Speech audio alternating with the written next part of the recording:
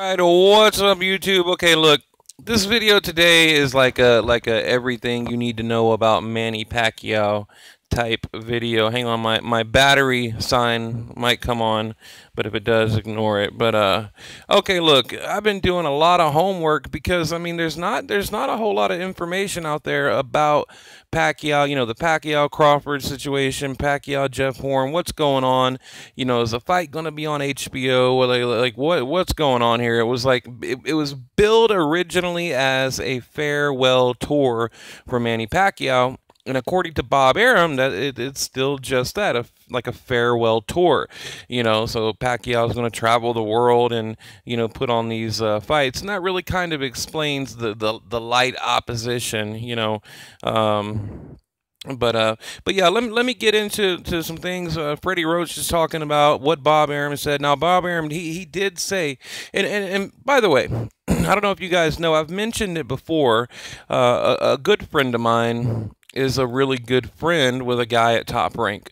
Okay, so whenever I read, an article or I get information from whoever, I back it up with a guy directly from Top Rank. So the word as of now is that Bob Arum is saying, he's basically staking his legacy on a Pacquiao Crawford fight. This is what I was told, that they're 100% sure, like it's not if, but when. Okay, they're talking right now, November, either September or November of 2017, and he said worst case scenario at the beginning of 2018, but he's like, yeah, we want to get it done this year. Okay, so they're talking about like a Jeff Horn fight, it'll be July 2nd, and then possibly, which is crazy, like another one in like September or somewhere around there, and then a Crawford fight in November, December. And we know Top Rank does that. I mean, you remember the Loma Walters, Nicholas Walters, that was in I think December of last year. So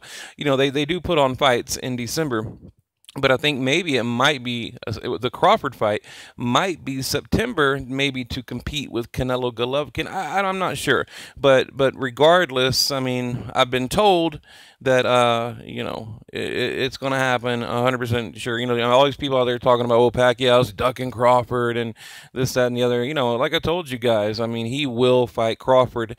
And as far as the weight, Top Rank was talking about how they want Crawford to move up to welterweight, but they would consider a catch weight, in between 140, maybe like a 143 or whatever, just in between light welter and welter.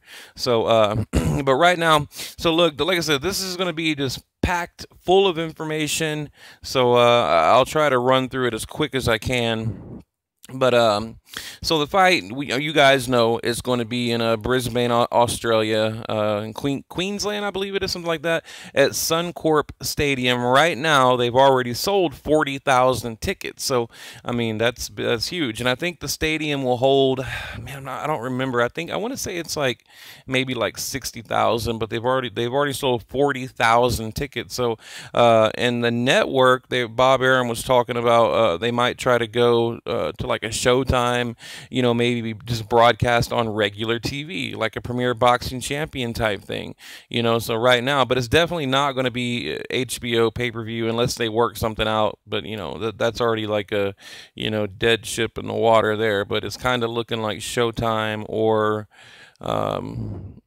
just like a regular TV, like Fox or whatever. So, but we'll see. But the point is, it will not be a pay-per-view. Now, Roach, in the media again, look, the things he's talking about here, he's almost making Pacquiao sound like an amateur. He's like, he needs to work on his jab, work on his footwork. He needs to put his combinations together.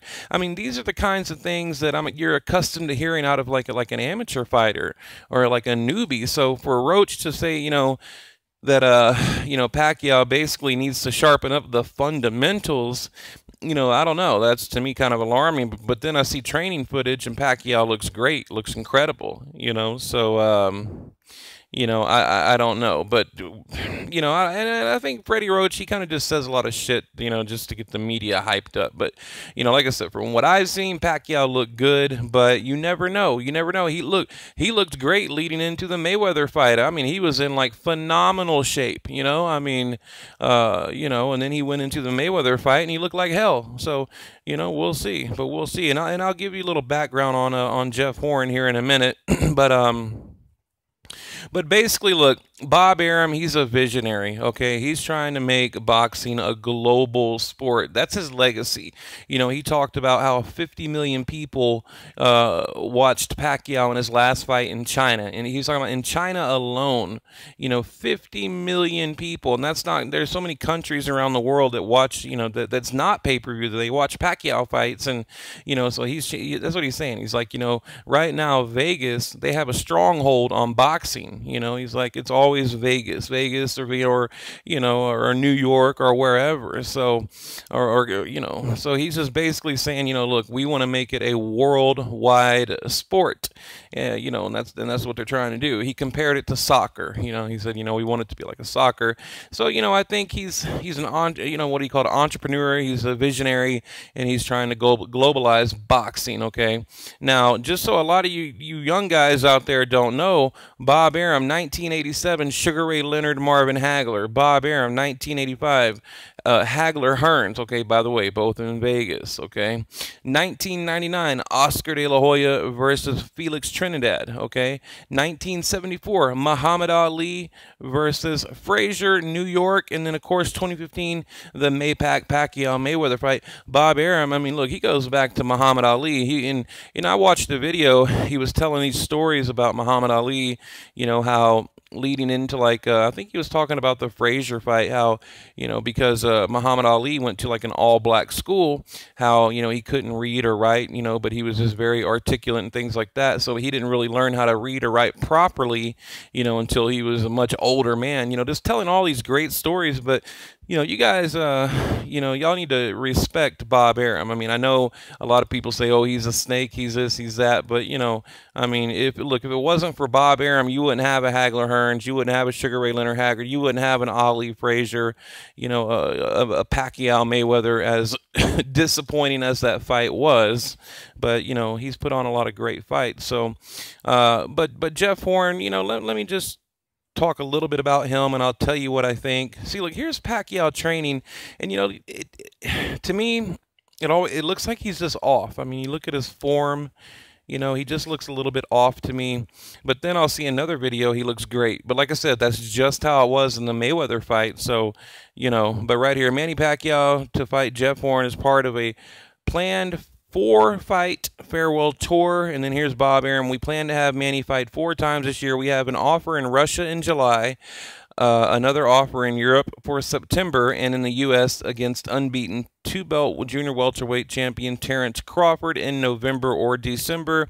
That will be Manny's last fight. Now, this is kind of an older article here, but like I said, I've backed it up with someone directly from Top Rank, and they said, yes, I mean, indeed, for sure, they plan on ending Pacquiao's career with a Terence Crawford fight. So, I mean, there's no way it's going to happen. Look, I mean, Bob Arum's not going to go out, and he's not going to let Pacquiao go out with a Jeff Horn, okay, or another Bradley, or a Cotto or a Marquez, or there's 2 possibilities: Mayweather or Crawford, or both. I mean, those are the possibilities. So you guys out there need to chill. I mean, you're going to get the Crawford fight, and there's no ducking. I mean, like I said, they have a plan right now. They have a plan. Do I like the Jeff Horn? Hell no, I don't like that.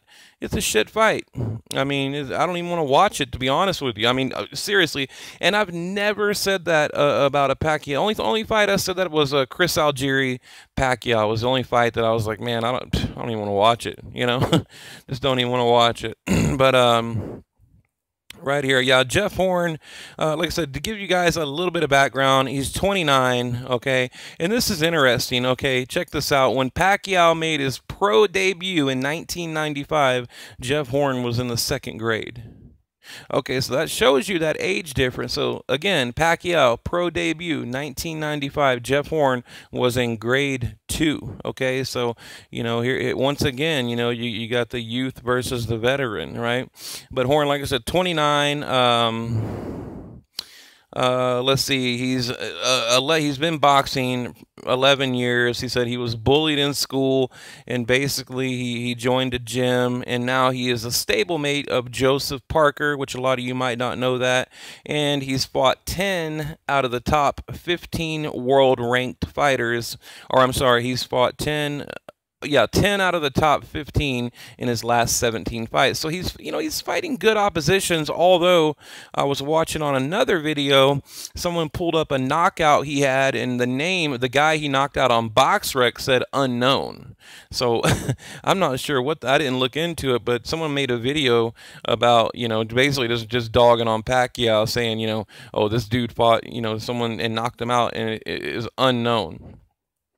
So I don't know what the hell that's all about, but yeah, let me end it here. Let me just end it here. But quickly to recap, there's going to be a Crawford fight for sure.